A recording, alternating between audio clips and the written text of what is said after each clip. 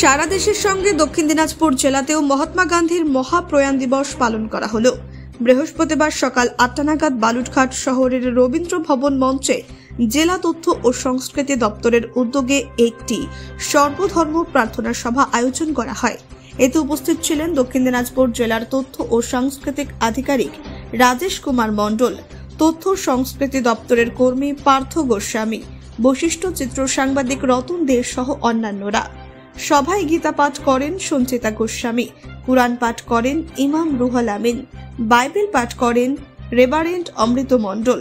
পাশাপাশি অনুষ্ঠানের সঙ্গীত পরিবেশন করেন দীপ্তি বর্ষাক তবলায় এবং তার সঙ্গে যোগ্য সঙ্গত দেন মানব বিশ্বাস।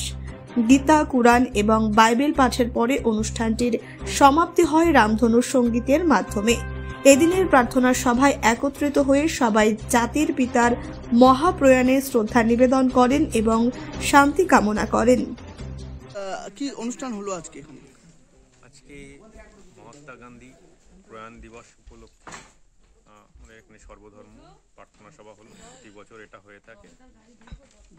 আমাদের ইমাম সাহেব এসেছিলেন, রেভারেন্ড শ্রী অমৃত মণ্ডল সাহেব এসেছিলেন এবং গীতা পাঠে এসেছিলেন। আমাদের রামধুন হলো, রামধুন হওয়ার পরে আমাদের ছোট্ট অনুষ্ঠান পরিসমাপ্তি। ব্যুরো রিপোর্ট, নির্ভীক বার্তা।